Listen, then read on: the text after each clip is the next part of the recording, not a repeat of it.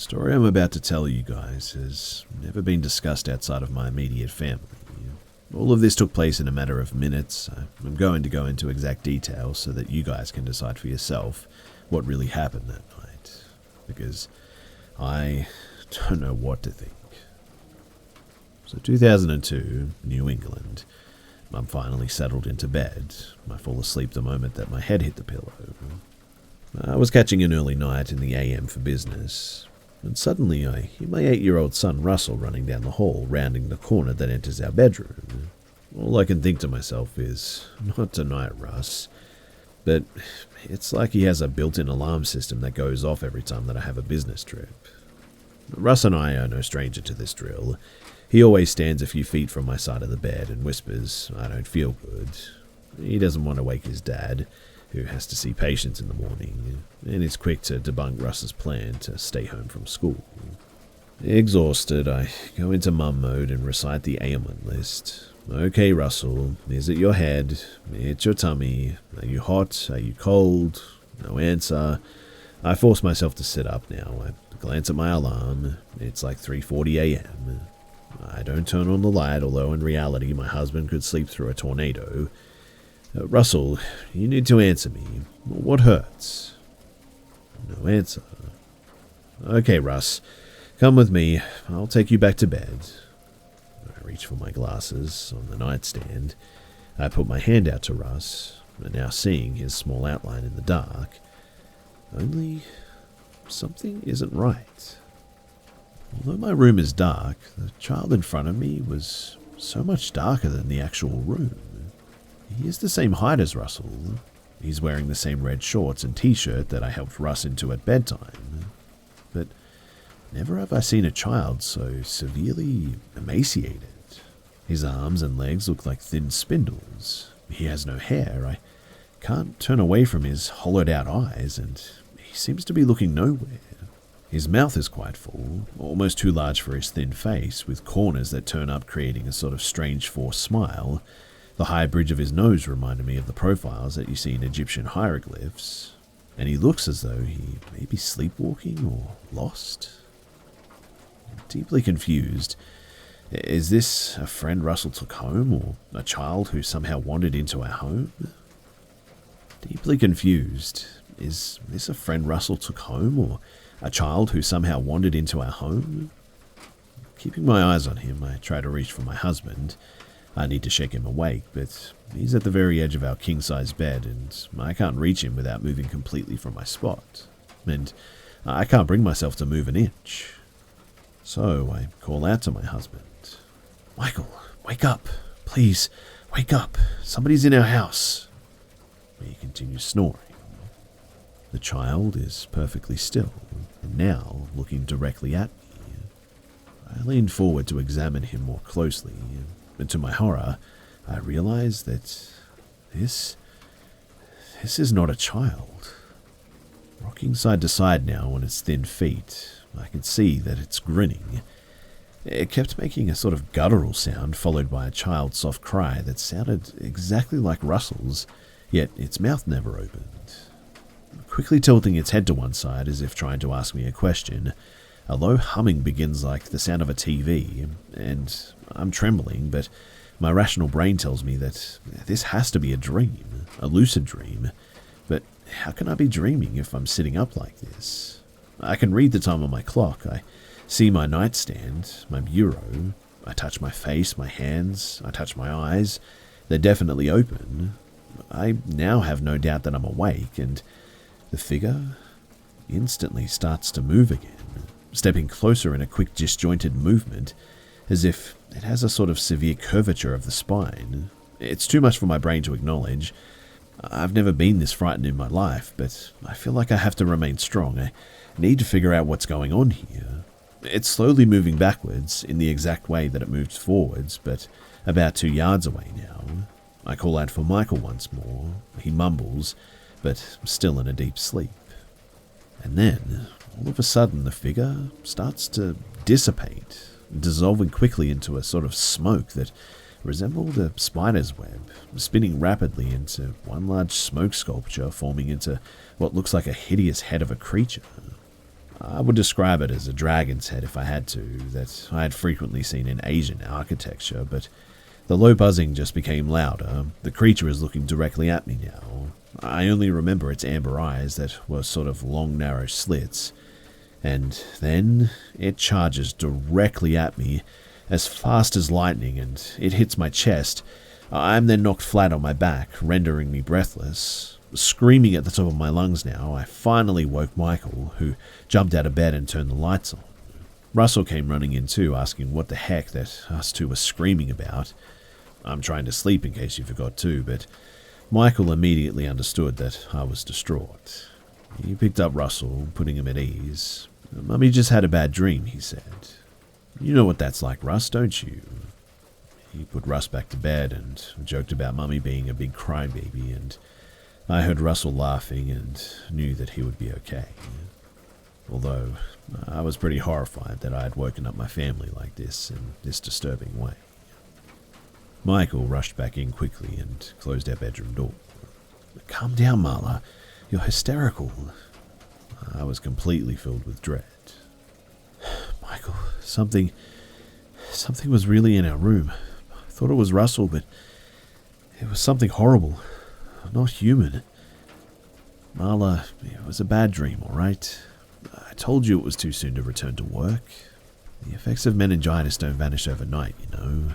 Many patients recovering have terrible hallucinations, especially creative people like you.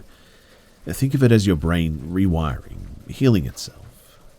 Michael, I know you don't believe this, but I'm telling you, something physically knocked me down. I've never felt this way before in my entire life. Please, Michael, I wasn't dreaming. I need you to believe me. Michael returned soon and handed me a mild sedative. Take another big sip of water, Marla.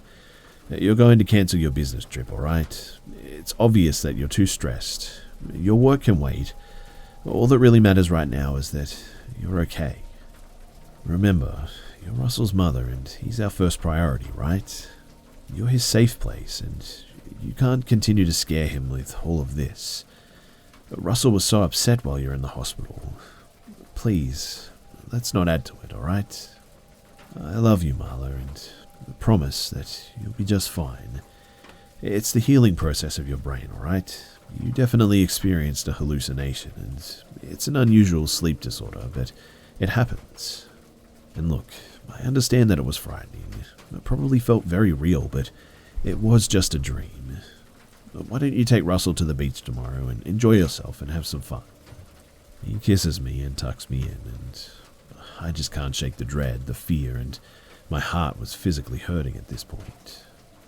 I can't stop the tears. I know Michael is right. He's always been my voice of reason. No malice, no dishonesty. It's simply his need to fix things, to find solutions. It's just how he's wired, and in fact, it's why I love him. I would be lying if I said that my life didn't change that night. And my belief system, my fear will never be the same again after that.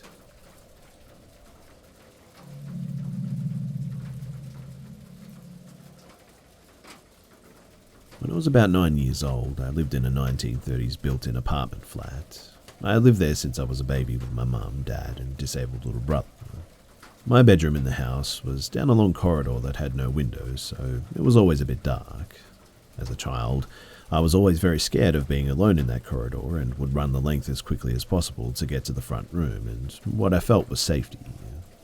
Around the age of 9, I was getting a lot of pushing from my parents to go to bed on my own as, until this point, my dad would lay with me until I fell asleep and then would leave.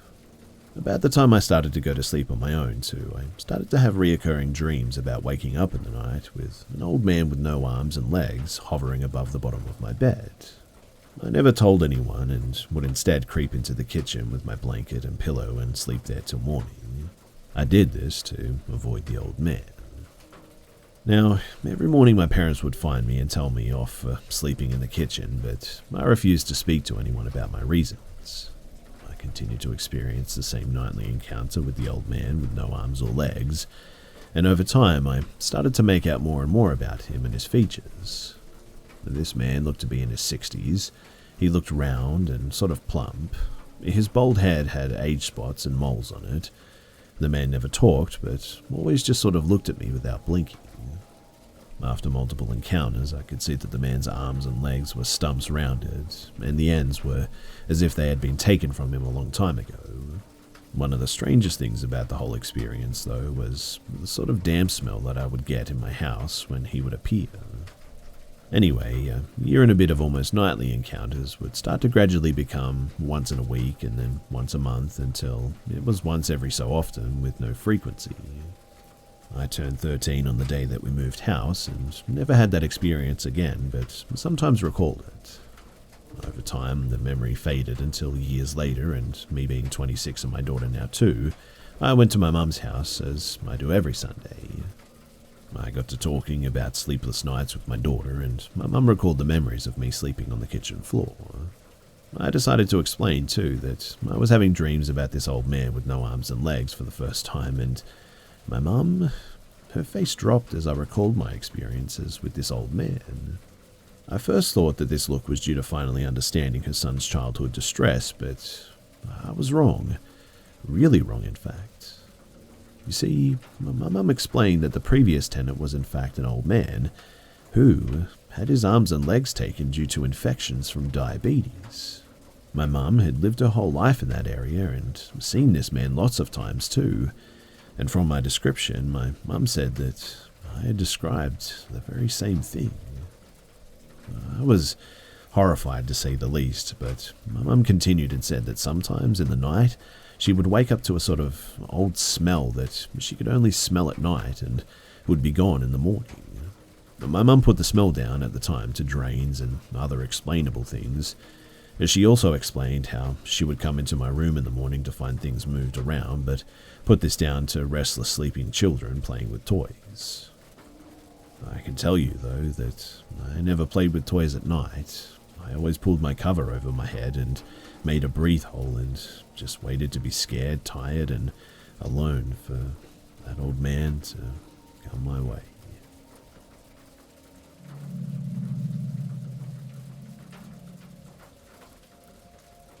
This happened in my hometown when I was 7 and I'm female, 36 now. For context, I lived off of an island off the coast of Washington state in a military town that is among one of the safest places to live in all of the US. But, as you guys are probably all aware, weirdos are everywhere. The timing is vague for me, but since I was outside playing with my friends, it's likely that it was a summer evening just before dinner time. We were screwing around, riding our bikes in the street, just running around, the usual kid stuff, when a car pulled up and stopped in the middle of the street. I don't remember exactly what the man driving it said, but he must have beckoned me over there because I know that I walked close enough to hear him. He asked me if I'd seen any other kids wandering around, because his were missing. I noticed then that there was also a woman in the car with him, so I assumed that she was the mum and he must have been the dad. I said no, that I hadn't seen any kids wandering around, but that there was a park nearby around the corner and you might be able to find him there. Note too that I was super proud of myself for thinking of this at 7. The man then asked if I'd be willing to get into the car and show them where the park is. Although I didn't understand just how dangerous this was, I was well aware of the whole stranger danger thing, so I said no. He asked again if I could please get into the car and help him find his children at the park, and I said no, sorry, I can't do that, but I gave him directions to the park, and then I skipped off to continue playing with my friends, who were standing there just watching the whole time. And after that, he drove away. A few minutes later, my mum came outside to call me in for dinner, and I bounced happily up the driveway to tell her how I'd helped someone. I was very excited at the time to have done this for an adult, which will bring me to my final part at the end of this. And then I explained the whole thing to her. Her face changed a bit, but she just nervously said, "That's very nice of you, hun." And I felt a surge of pride. And then my dad came home. Solid Navy dude, black belt, used to be in the para-rescue, and so badass that Chuck Norris checks under his bed for my dad every night. And my mum obviously told him what happened. And his reaction was much, much different. He told me that although he was proud that I liked to help people, that I was never, ever to approach anyone that I didn't know like that again. He said, and I'll never forget this and have since passed this wisdom on to my daughter, remember, adults should never be asking children for help like that. He told me that I was lucky and that I hadn't got snatched and to always remember it because they would have lost me forever if things had gone badly. He was very stern, which hurt my little ego, and I lost a tiny bit of innocence that day. And now that I had 30 years of knowing my dad, he was only stern because that's his reaction, and also anger, when he gets scared. And I mean, the poor dude, before that, I had escaped as a toddler and was found on a cliff in Japan, and then I left the yard another time in San Antonio to sell my coloring book pages door to door, and I'm sure that he was wondering what fresh hell he was in for this time with a child like me. To wrap it up though, I don't remember if my parents did anything with what I had told them, but it's almost 100% likely that they did because they're pretty solid, loving folks. To my knowledge, however, nothing ever really came of it, and I never heard about any instances like that again.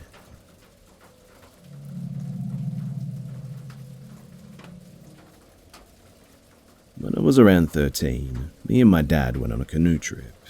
It took 3 days, but it was a pretty calm river and, honestly, quite beautiful too.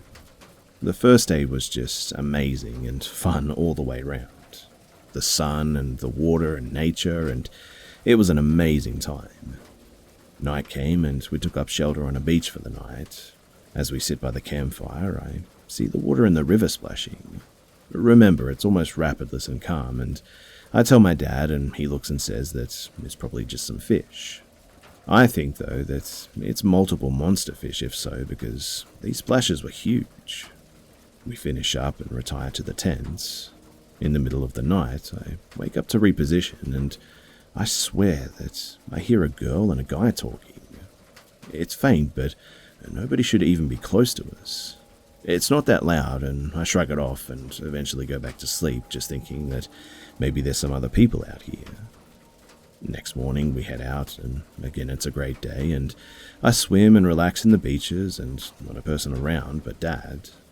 We eat lunch at the beach and continue down the river, and as it hits about 4 or 5 in the afternoon, my dad tells me that we need to consider finding a good spot for the night.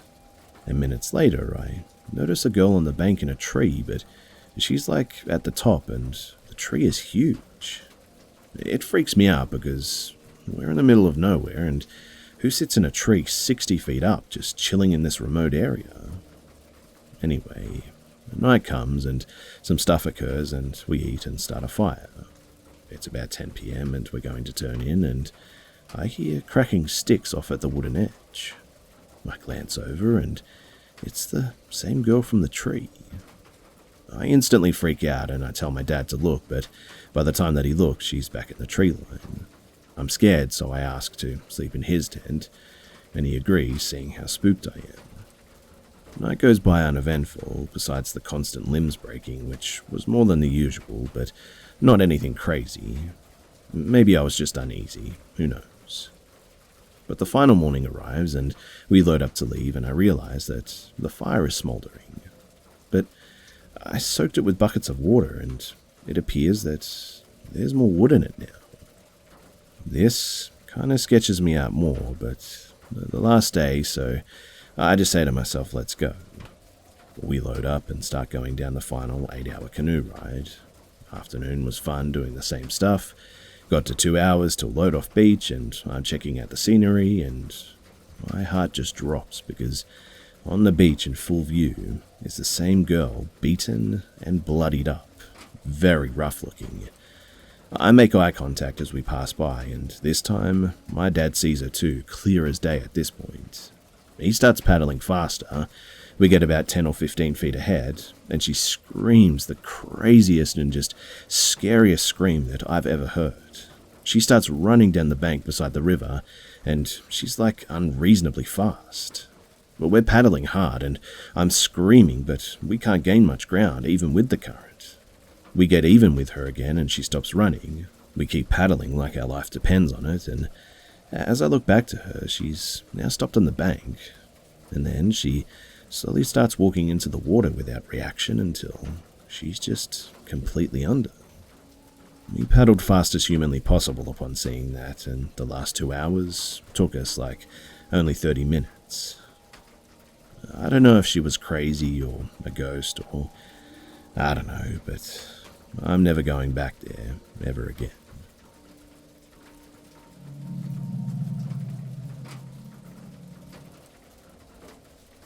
So a couple of months ago, me and my family of 4, plus 2 dogs, moved house from living in a village to living in a small old farmhouse.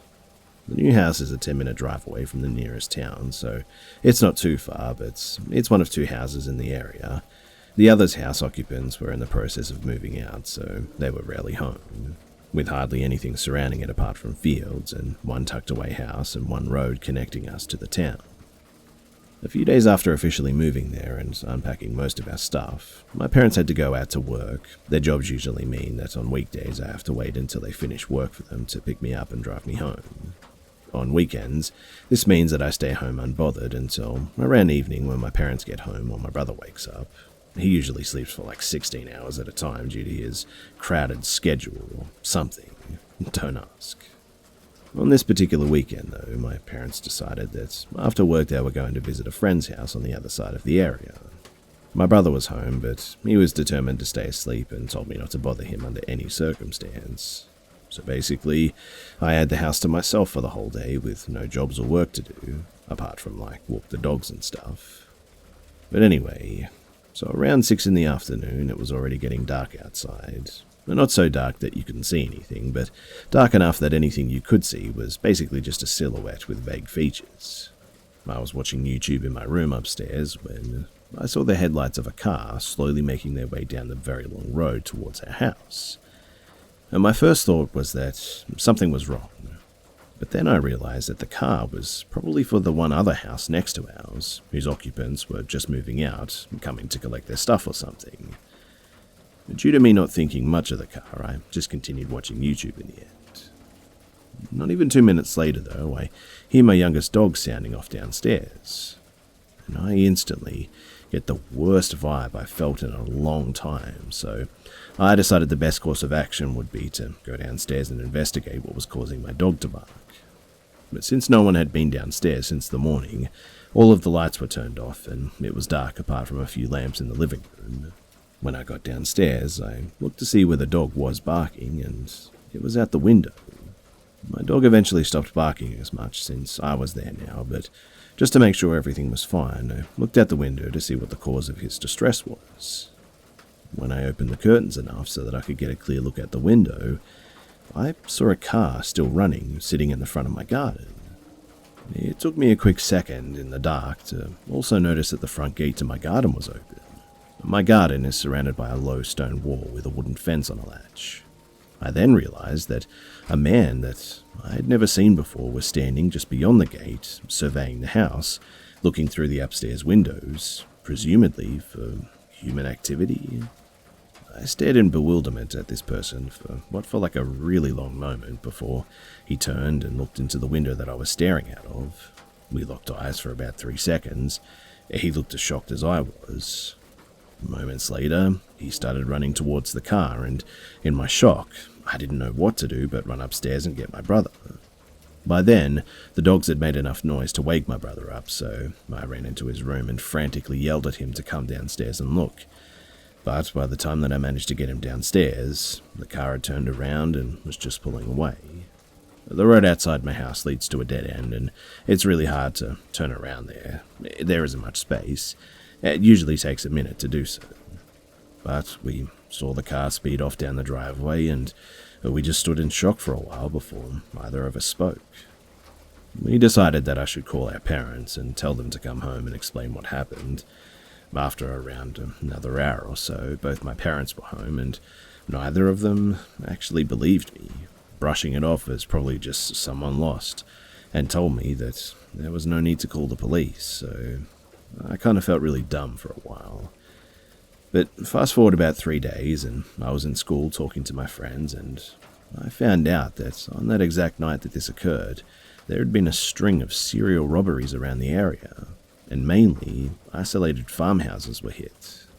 Since then, I've started locking the front door, even in the daytime, and I have a bit of a panic attack every time my dogs start barking or I see a car coming towards the house. It was a frightening experience, and I'm glad that it turned out the way that it did, because it could have gone very differently.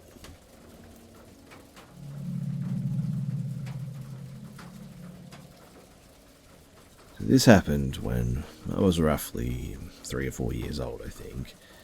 And me and my family had just moved into a new house after the rent on our old house got too high and my mum just couldn't pay it anymore.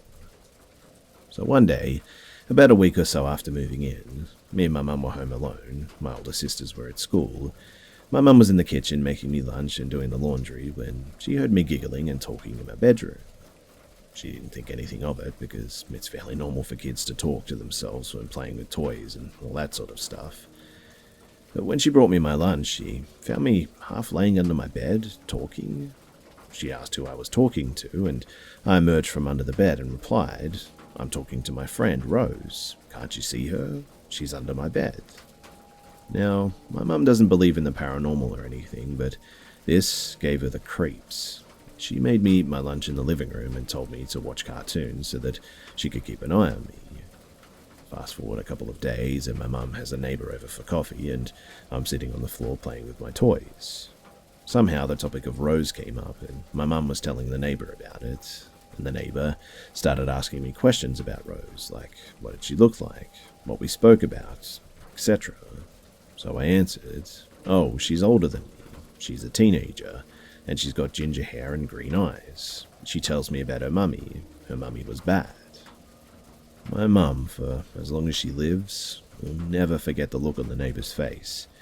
The neighbour then asked to talk to my mum privately, and it wasn't until recently that I found out what the neighbour had told her. It turns out that Rose wasn't just an imaginary friend, because she was the girl who had previously lived in this house. From what I've been told, Rose was a 16-year-old girl who lived in the house with her mum about 10 years before we moved in. Her mum was an abusive alcoholic, and from what I've heard, that's why Rosemary, ended her life at the play park across the street. She was apparently just sick of her abusive mum. It all saddens me thinking of her, because as someone who's been close to this sort of stuff, as someone who's dealt with various forms of abuse, I do feel her pain. And I just wish that she had the support that I had when I was in that dark place.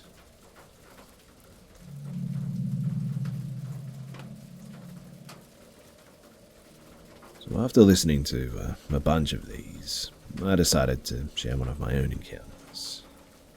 So I was, and still am, living in BC at the time.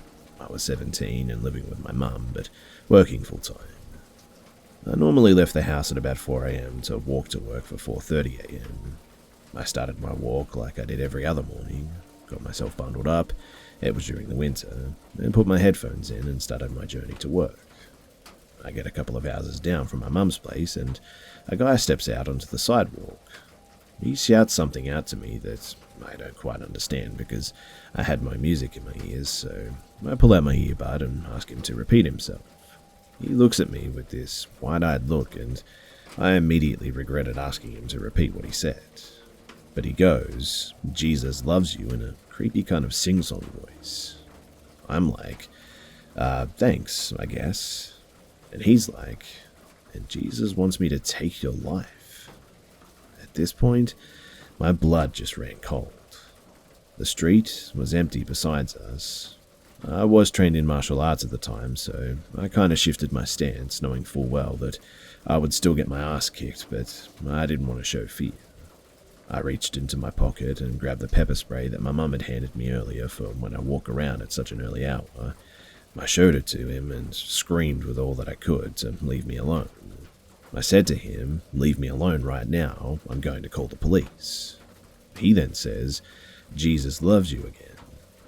I don't really know how to share it in such a way that could truly match the tone of which he said it in, but it was creepy.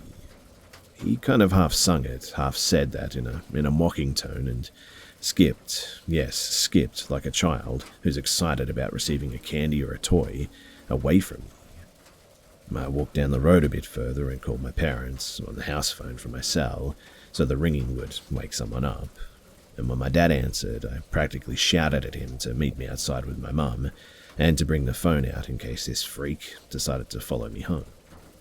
Upon getting home, I called the police, and they told me something similar had happened to a girl my age, and she kept walking, but when she turned the corner, 3 other guys attacked her and almost killed her. But because it was so dark, I couldn't really make out the details about this guy.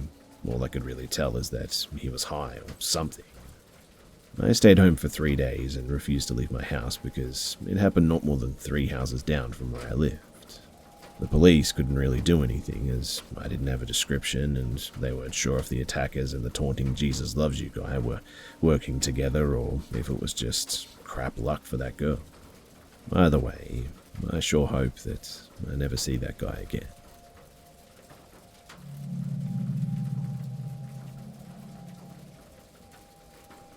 I used to live in an old wooden shack that my great-grandfather built. It was old, damp, and smelled funny. We would go there every summer with my cousins, and we would have the best time.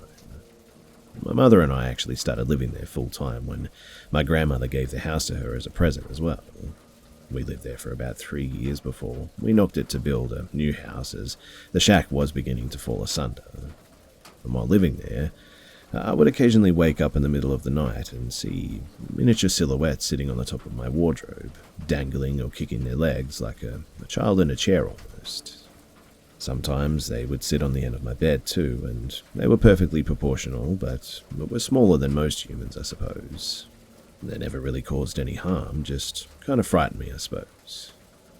In the foundations of our new house, my grandmother had placed a miraculous medal, a religious relic, in the cement. Now, just to be clear, I'm not a religious man in any way, shape or form, but when we moved into this new house, there was no sign of the many shadows anymore. A few years later, we did some renovations to the house. We were staying in my grandmother's house while the work was being done, and the wall containing the medal was knocked in the process. I was the first to move back in, alone. I'd gone down before everyone else so I could pay my sister's room, as a favour. On the first night after a long day of painting, I went into my room and got comfy watching YouTube videos. All the doors and the windows were closed, and I had a can of Lynx deodorant on my desk that I'd put there earlier in the day, and nowhere near the edge, when I was rudely interrupted by the can being flung across the room and smashing off of the floor, almost as if something was welcoming me home, welcoming me back to the madness. A week later, the rest of my family moved in and everything was normal. One night, my sister started bawling, crying in her room. My mother went to comfort her and she told her that she saw little people in her room dancing around, the same ones that had pestered me at her age. I still live there and I haven't seen them in years. I get reoccurring nightmares of an adult-sized one standing over me in my bed sometimes, sporting sharp teeth and sunken eyes. There's occasional voices and whispers in my room, and we've also caught a lot of what paranormal investigators refer to as orbs in this room. It's an ongoing issue for me in this house, and honestly, I just cannot explain it.